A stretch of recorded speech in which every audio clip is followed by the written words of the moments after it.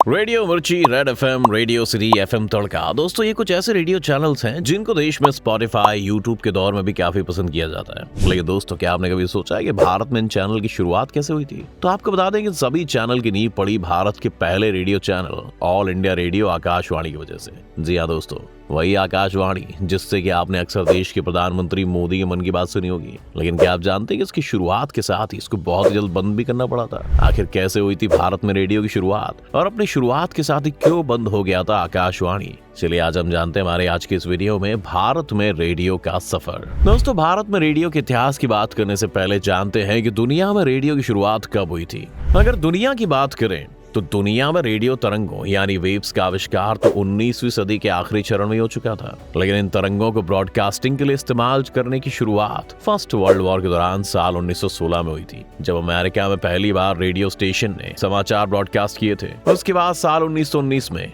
Radio corporation of America की स्थापना की गई, जिससे वहां संगठित रेडियो तंत्र की नींव पड़ी। उसके 3 साल बाद ब्रिटेन में भी एक कंपनी, ब्रिटिश ब्रॉडकास्टिंग कंपनी की स्थापना हुई, जिसने आगे चलकर न सिर्फ रेडियो बल्कि टेलीविजन प्रसारण के क्षेत्र में नई ऊंचाइयों को छुआ, और आज भी उसकी गिनती दुनिया में बेस्ट ब्रॉडकास्टिंग ऑर्गेनाइजेशंस में होती है। साल 1927 में इसका नाम कंपनी से बदलकर कॉर्पोरेशन हो गया और ये बीबीसी के नाम से पूरी दुनिया में फेमस हो गई। इसके बाद से दुनिया के बाकी देशों में भी धीरे धीरे रेडियो ब्रॉडकास्टिंग फेमस होने लगी। वहीं दोस्तों, अगर भारत में रेडियो की शुरुआत करें तो ये 31 जुलाई 1924 को हुई थी, जब मद्रास रेडियो क्लब की कोशिशों की वजह से 40 वॉट के ट्रांसमीटर से पहला रेडियो प्रोग्राम ब्रॉडकास्ट हुआ था। उस समय इस रेडियो से हल्के फुल्के एंटरटेनमेंट के प्रोग्राम ब्रॉडकास्ट किए गए थे, लेकिन उस समय रेडियो का क्रेज बिल्कुल भी नहीं था। और फिर इकोनॉमिक क्राइसिस के चलते साल 1927 में प्रोग्राम बंद कर दिया गया। खैर, ये रेडियो तो एक प्राइवेट फर्म ने ऐसे ही स्टार्ट किया था, जिसका इतिहास में ज्यादा उल्लेख भी नहीं मिलता है।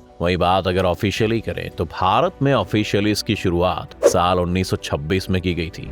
जी हाँ, भारत में ऑर्गेनाइज्ड रेडियो ब्रॉडकास्टिंग साल 1926 में शुरू हुई थी, जब इंडियन ब्रॉडकास्टिंग कंपनी की स्थापना की गई। इस कंपनी ने 13 सितंबर 1926 को सरकार से ब्रॉडकास्टिंग के लिए लाइसेंस लिया था, और फिर अगले ही साल यानी कि 1927 में मुंबई में 23 जुलाई को वायसरॉय लाई इरविन ने इंडियन ब्रॉडकास्टिंग कंपनी के पहले केंद्र बंबई का उद्घाटन किया था। और इसके लगभग कुछ ही दिन बाद 26 अगस्त 1927 को कलकत्ता स्टेशन की भी शुरुआत हो गई थी। वहीं आपको बता दें कि उन दिनों में रेडियो सुनने के लिए लाइसेंस लेना पड़ता था, और साल 1927 में रेडियो सुनने का लाइसेंस लेने वालों की संख्या सिर्फ 3,594 थी। दोस्तों, भले ही उस समय रेडियो की शुरुआत इंडिया में हो गई हो, लेकिन उस समय ज्यादा लोग रेडियो नहीं सुनते थे। इसलिए इंडियन ब्रॉडकास्टिंग कंपनी के पास रेडियो सर्विस चलाने के लिए रिसोर्सेज की कमी थी, क्योंकि उस समय रिसीवर लाइसेंसेस के होने वाली इनकम ही एकमात्र आय का साधन थी, और उस समय रेडियो सेटों की संख्या भी बहुत ही धीरे धीरे बढ़ रही थी। आपको बता दें कि साल 1928 के आखिर तक सिर्फ 6,000 लाइसेंस ही जारी हुए थे।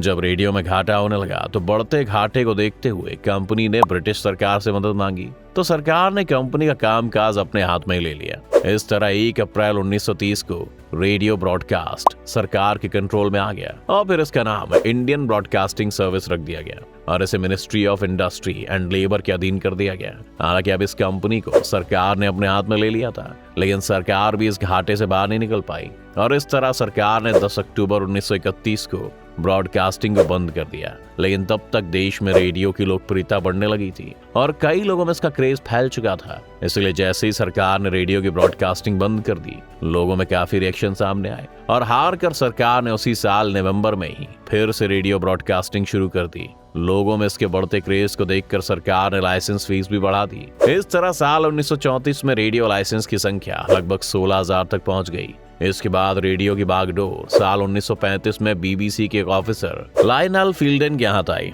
जिसको कंट्रोलर ऑफ ब्रॉडकास्टिंग अपॉइंट किया गया था। और अगर हम कहें कि लायनल फील्डन के आने के बाद रेडियो भारत में जगह जगह फैल गया तो कहना गलत नहीं होगा। रेडियो के बढ़ते क्रेज को देखते हुए 1 जनवरी 1936 को दिल्ली में रेडियो स्टेशन खुलने की शुरुआत हुई, और दिल्ली का ये रेडियो स्टेशन खुलने के 5 महीने बाद 1 जून 1936 को इंडियन ब्रॉडकास्टिंग कंपनी का नाम बदलकर ऑल इंडिया रेडियो कर दिया गया। साल 1936 में बीबीसी के एक और ऑफिसर सिसिल गाइडर ने रेडियो में इंजीनियर की पोजीशन को ज्वाइन कर लिया। ऐसा कहा जाता है कि रेडियो को भारत में इतना फेमस बनाने के पीछे हाथ सिसिल गाइडर और लायनल फील्डन का ही था। इन दोनों की वजह से ही रेडियो ब्रॉडकास्टिंग की सुविधा पूरे देश में फैल गई और इसी दौरान पहली बार शॉर्ट वेव ट्रांसमीटर लगाने का डिसीजन लिया गया और धीरे धीरे देश में अंग्रेजी, हिंदी के साथ साथ बंगला, तमिल, तेलुगु, गुजराती और मराठी भाषा में भी रेडियो ब्रॉडकास्ट होने लगा था। ये दौर दोस्तों सेकेंड वर्ल्ड वॉर का था। उस दौरान समाचार के लिए रेडियो की जरूरत ज्यादा महसूस होने लगी थी, इसलिए इस दौरान रेडियो की सेट की संख्या 1,40,000 तक पहुंच गई थी। साल 1941 में रेडियो को सूचना मंत्रालय के अंडर लाया गया। तब रेडियो के विकास के लिए कई सारी योजना बनाई गई, लेकिन उस वक्त 1942 में सरकार का ध्यान भारत छोड़ो आंदोलन की तरफ चला गया और रेडियो से ध्यान हट गया। उसके बाद किसी का ध्यान रेडियो पर नहीं गया, लेकिन आजादी के बाद ये एक बार फिर से चर्चा में आया। आपको बता दें कि आजादी के वक्त भारत में 9 रेडियो स्टेशन रेगुलर प्रसारण करना शुरू कर चुके थे और इसके अलावा आजादी एक वक्त तक भारत में 5 रेडियो के केंद्र देसी रियायतों में भी थी, जो कि मैसूर, बड़ौदा, हैदराबाद, औरंगाबाद और त्रिवेंद्रम में थे। जब भारत पाकिस्तान अलग हुए तो इनमें से 3 पाकिस्तान से लाहौर, पेशावर और ढाका में चले गए थे। उस समय तक भारत की केवल 11% आबादी तक ही ऑल इंडिया रेडियो की पहुंच थी। इस तरह भारत के पास 6 देश के रेडियो स्टेशन बचे और जबकि 5 रियासत के भी भारत की जोली में आए। दोस्तों आपको बता दें कि रेडियो ने आजादी और उसके बाद देश में कई तरह से योगदान किया। दरअसल आजादी मिलने के बाद 11 नवंबर 1947 को महात्मा गांधी को पाकिस्तान से आकर कुरुक्षेत्र में शरणार्थी कैंपों में रह रहे लोगों से मिलने जाना था, लेकिन किसी वजह से उन्हें अपना प्रोग्राम कैंसिल करना पड़ा और तब उन्होंने रेडियो के जरिए से इन लोगों को एड्रेस करने का फैसला किया। रेडियो के इतिहास में दिन याद रखा जाता है क्योंकि इस दिन महात्मा गांधी पहली और आखिरी बार आकाशवाणी आए थे। इसी घटना की याद में 11 नवंबर को लोक सेवा प्रसारण दिवस यानी कि पब्लिक सर्विस ब्रॉडकास्टिंग डे के रूप में मनाया जाता है और बस इसके बाद से रेडियो ने लगातार तरक्की की है। आजादी के बाद से लगातार ही रेडियो के नए नए केंद्र खोले गए और 1950 आते आते रेडियो लाइसेंस की संख्या 5.5 लाख हो गई थी। दोस्तों आज का रेडियो यानी कि आकाशवाणी समाचारों के साथ साथ गाने और फिल्म संगीत और हेलो फरमाइश जैसे प्रोग्राम भी देता है, लेकिन आजादी के बाद भी बहुत सालों तक रेडियो सिर्फ समाचार और कोई जरूरी सूचना देने के लिए इस्तेमाल किया जाता था। लेकिन साल 1954 में 23 अक्टूबर को पहली बार रेडियो का पहला म्यूजिक फेस्टिवल शुरू किया गया, जो कि आज तक जारी है।